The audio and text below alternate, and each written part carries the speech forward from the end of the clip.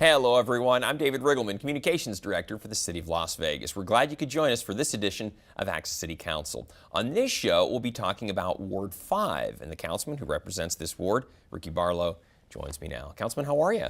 I'm doing wonderful. You surviving summer? It's hot. This entire summer has been brutally hot, David. We've lived here a long, long time. You your whole life. I've lived here all my life, yeah. but I don't know. I don't know if I'm just getting older and I just can't take the heat anymore. But I'm right there with you. I don't know. Let me tell you, I've been trying to find a lot of a lot of cool places to be other than outside this summer. Me too. Me too. But you know, I've had an opportunity to get a lot done in the process, but overall, I'm ready for the temperatures to cool down a bit. Me too. Speaking of cool places, hey, if you don't know where Ward 5 is located, we're going to show you. It's right smack dab in the center of everything here in the Valley. It encompasses some of our downtown area. We're going to talk a little bit about that this morning.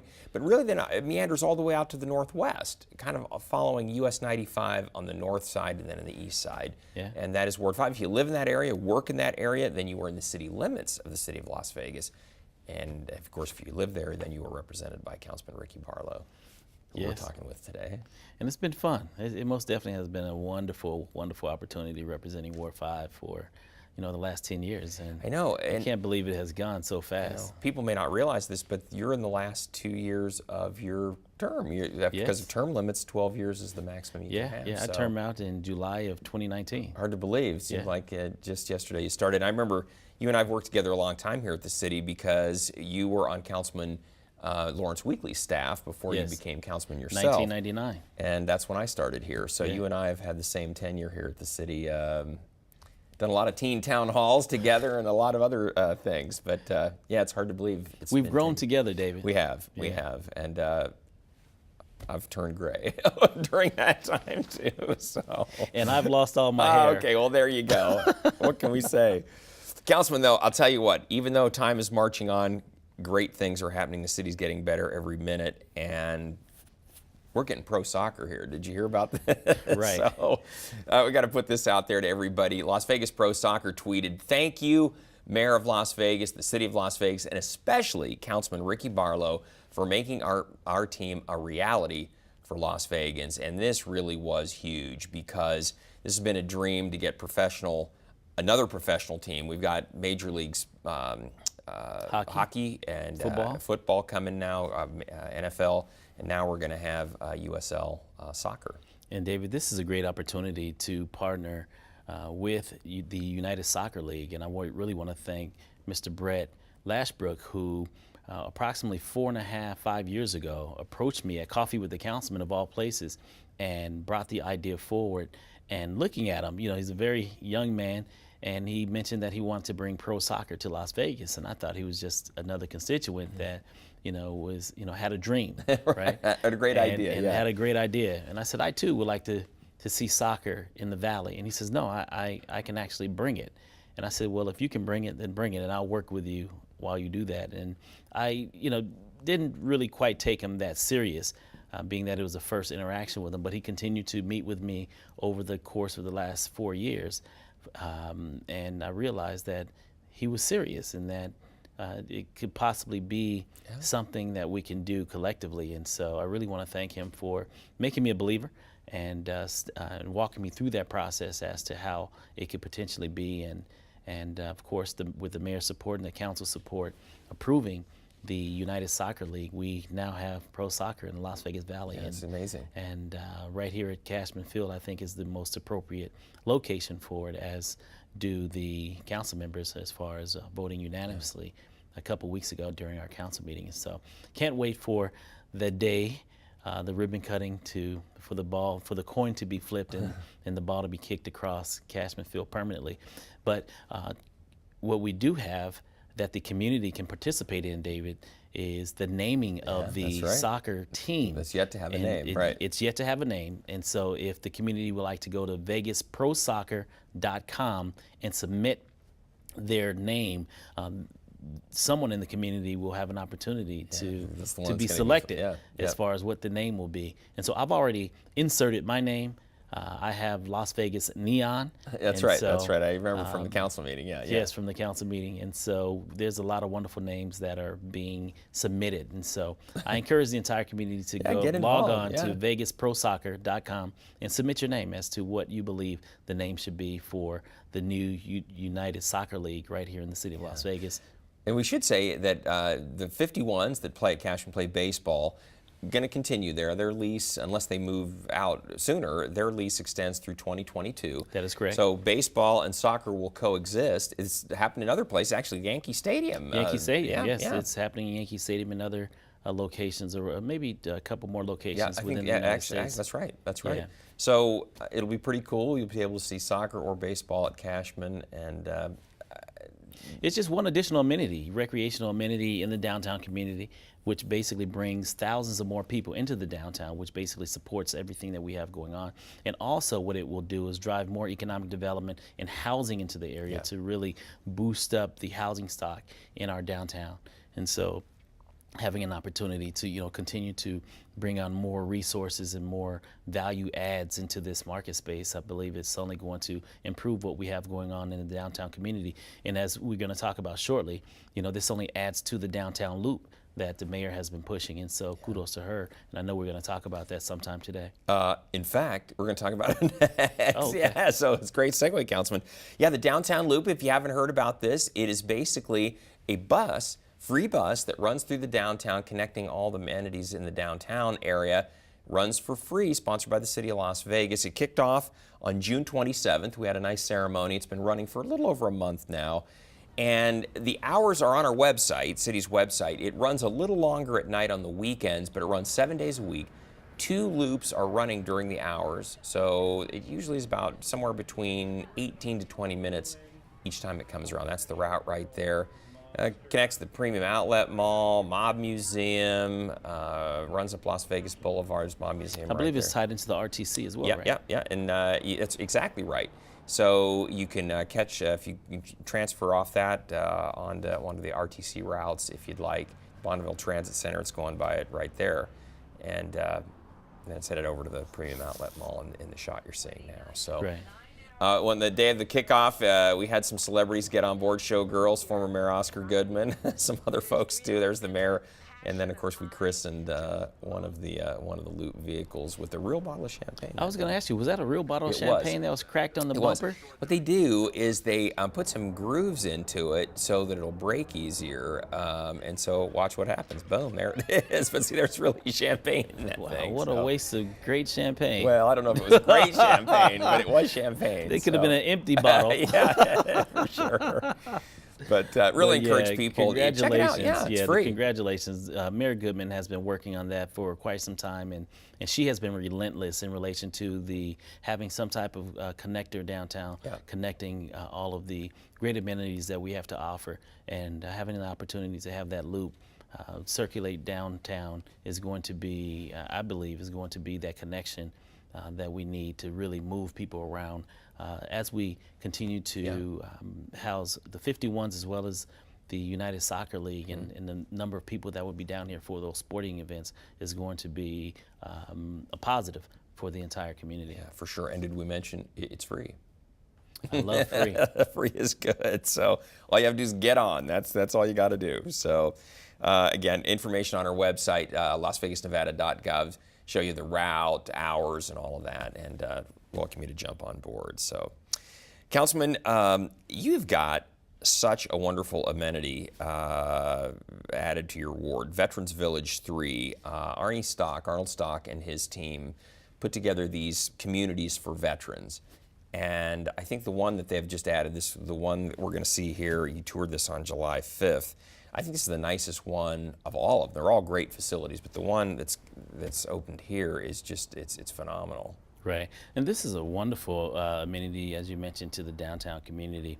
And due to annexing, this actually location is in Ward 3. Oh. Yeah, and so Arnie invited me over to see it, because this is something that he had been working on for quite some time. And as you can see, it's a beautiful location for veterans, homeless vets, and they'll not only have a medical facility inside it, they'll have a full commercial kitchen inside of the facility as well. and I believe it's approximately close to 80 beds inside of this location and conference space. It's the most beautiful location for homeless housing, homeless vet housing that I've seen in the city. And so I really want to thank Arnie and his entire team. Veterans Village downtown Las Vegas is what they call this particular location, who's really doing a really great job when it comes to addressing the needs of our homeless vets. You know, Councilman, we should mention to everybody out there that the city of Las Vegas has reached what's known as functional zero when it comes to homeless veterans, meaning for all the homeless vets that we have in the city and in our valley, there's housing for them. And so that is an incredible accomplishment, and Arnie Stock and his team have really been a driving force. Of course, the city's played a role in this as well. But the bottom line is that those facilities are available if these veterans want them. They're there for them. So. Yeah, and the resources that Arnie and his entire team down at Veterans Village, downtown Las Vegas, the resources and the collaborations that they've basically brought to this facility is impeccable.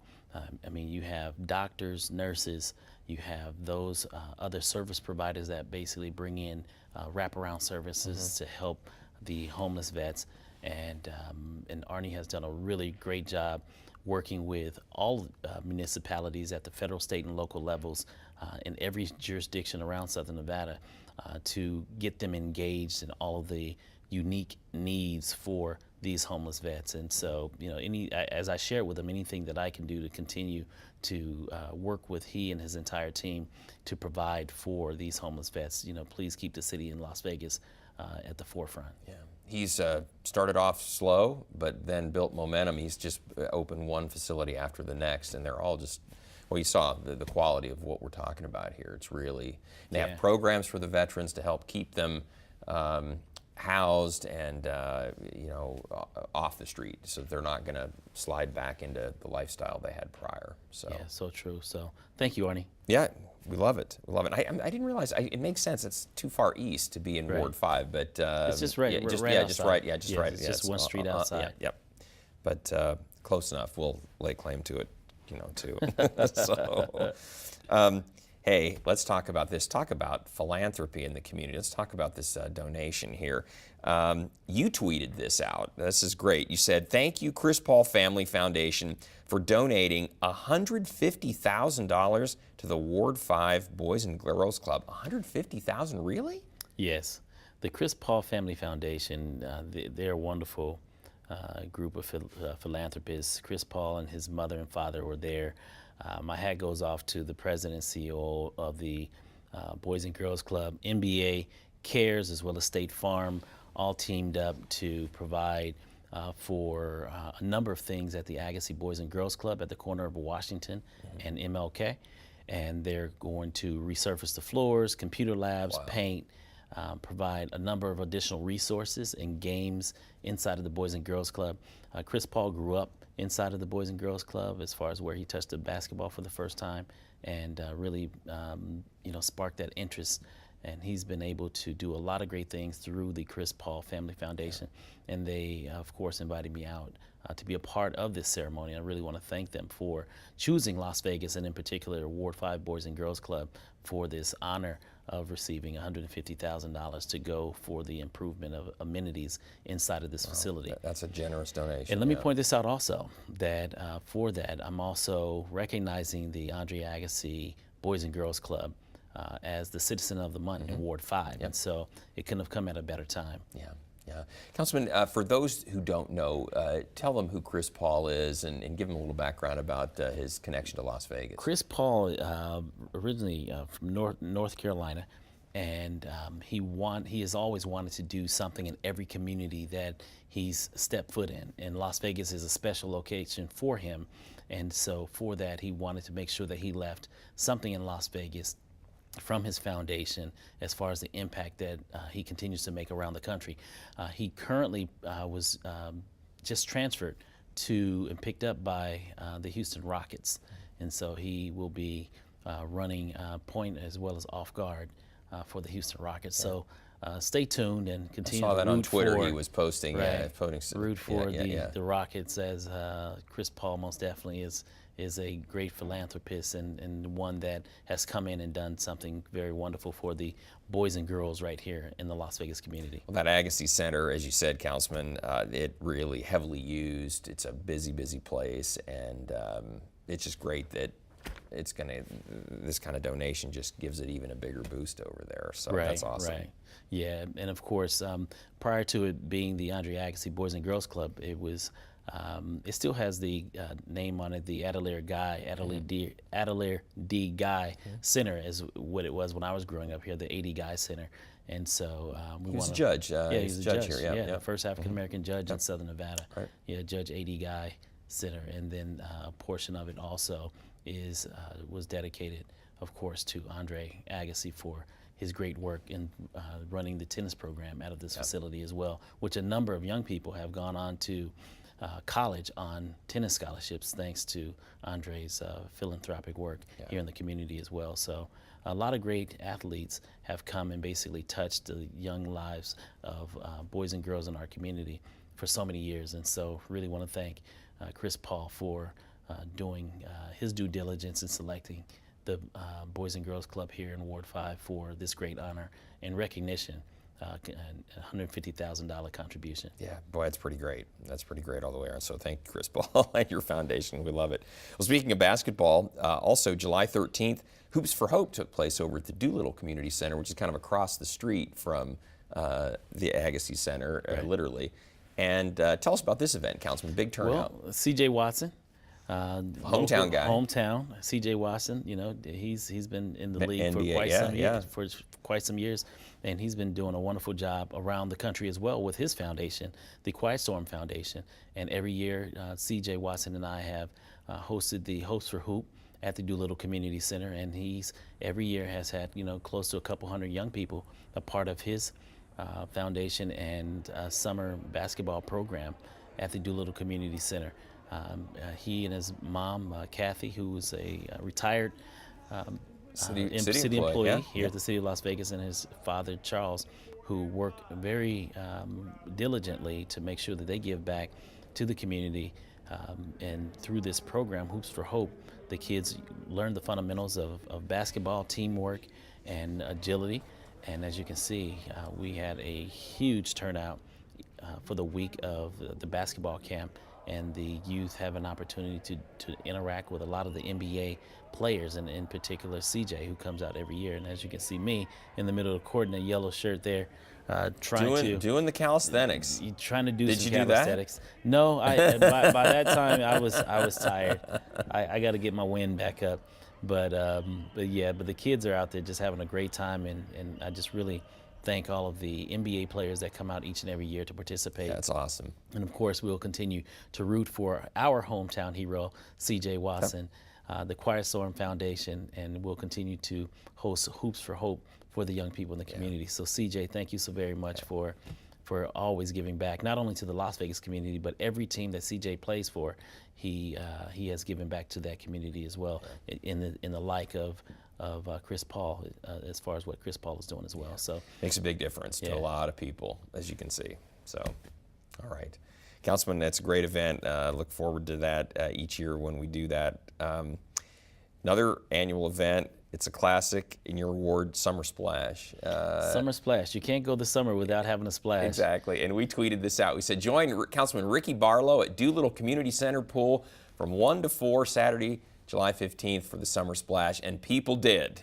You're going to see that they took our advice. And it was a wonderful plenty turnout. of splashes right there. So. Yeah, I think the biggest splash is when I went off the diving board for my annual dive. During the Summer Splash. But we had a great turnout, and I really want to thank once again, Mr. Dave Coons from Anderson Dairy, who sponsors all of the cool refreshments for the young people for the Summer Splash. And so this is really about pool safety, teaching the kids as far as the pool can be fun, but you have to respect the water and be safe.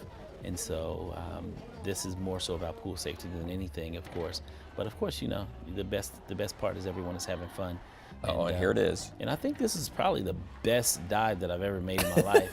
Although it was maybe most ugliest, but it most definitely was the best dive because I've belly flopped for the last Yes. 8 or 9 years. That was not bad. And so that wasn't quite a belly flop. And so I think that was the best dive that I've ever done coming off the diving board. And Councilman, I've always impressed when you first started doing summer splashes. I didn't realize this, but you would always jump off the board toward the side of the pool, and because you told me you didn't know how to swim. Yeah. But now you do. You've learned to swim over these years. You should be proud of yourself. I am proud, Dave. I can make 2 or 3 more strokes now, opposed to none before. There you go. And But I you were don't have still- to jump towards the edge of the pool anymore. I That can was jump right in the middle, as we Right. saw. You Jump in the swam middle. out then. I That's can, good. I can swim now to the edge of the pool. Oh, we love those summer splashes. Again, those events are always free, and Councilman always has so many things going on in the ward, so we'll tell you about a few just coming up here in a minute. But you had your movie in the park, July 15th. That's the very same night. Yes. Movie in the park was that evening. It was double duty. Yeah, it was. It was a long day, but a good day. You guys had like a little pre-show thing. Yeah, right before the movie starts, I allow the kids to come on stage, and we play lots of music, and then have dance contests, and we give away a lot of fun prizes to get the kids, get all the jitters out, and so they just sit and just dance, dance the night away, if you will. And then as the sun goes down, we start the movie, Yeah. and we give out a lot of refreshments and food, and hydrate the kids, and they lay on their blankets and watch the movie. This was actually the 3rd movie. Yeah. We've had one June, July, and August. And I'm sorry, June, July, and I'm thinking about doing one in August, possibly, but depending on when school starts back and the logistics Starts of that. early this year, yeah. It because starts the school 14th started earlier this year, so we'll see what happens. But we had a great time movie in the park, and Christy Garnis, of course, always does a wonderful job with helping us coordinate that, and so I really want to thank her for working with us each month for Movie in the Park.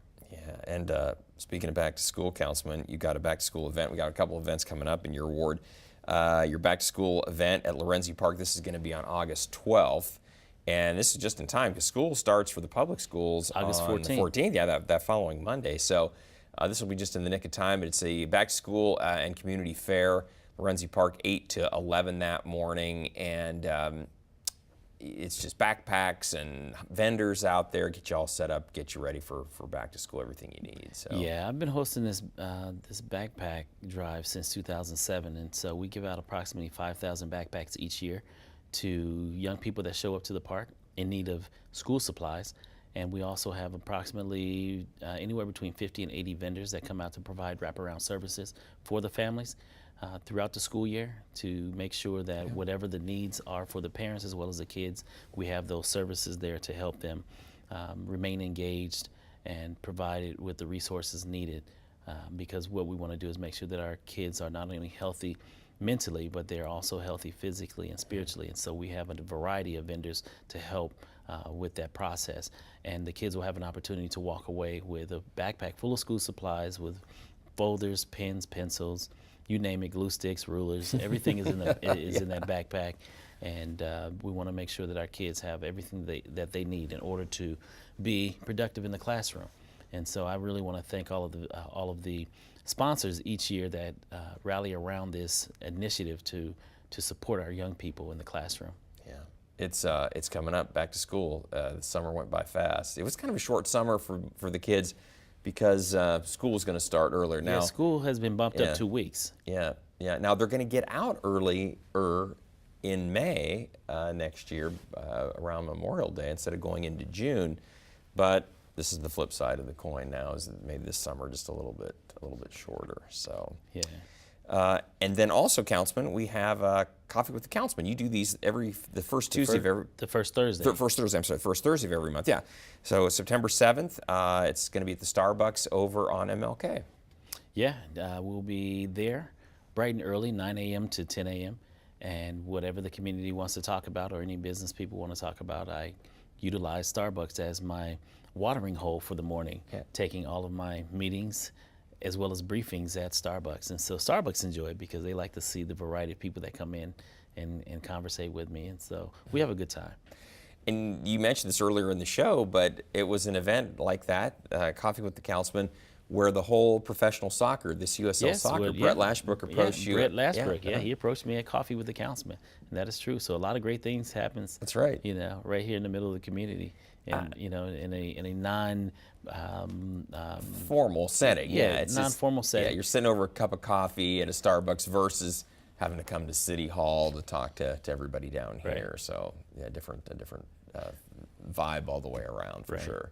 So come on out, first Thursday of every month, Coffee with the Councilman, and look forward to seeing everyone there. All right. Well, Councilman, we're running a little bit low on time, but we want to tell everybody out there that, hey, we always want to hear from you. So if you have something you'd like to share with Councilman Barlow, maybe be part of our next social media segment, you can find him on Facebook and Twitter. He's all over social media. You can also contact him the old-fashioned way. Just pick up the phone, 702-229-6405, or send him an email. His address is rbarlow@lasvegasnevada.gov. Thank you, David. Yeah. A lot going on. Always busy in Ward 5. And off to the next. As a matter of fact, I'm headed now to Variety Early Childhood Learning, which is opening up today inside of Lorenzi Park. So we'll have an opportunity to talk about that next time on Access. Looking forward to it. Looking forward all the way around. So it's another step forward in the city. And we'll see you in another 6 weeks with another update from Ward 5. Yes, sir. Sounds good, Councilman. Well, we want to thank you for joining us for this edition of Access City Council. Don't miss our next show beginning on August 10th with Ward 6 City Councilwoman Michelle Fiore. And don't forget, you can watch us live on the internet at kclv.tv. Thanks for watching, everyone. We'll see you next time around.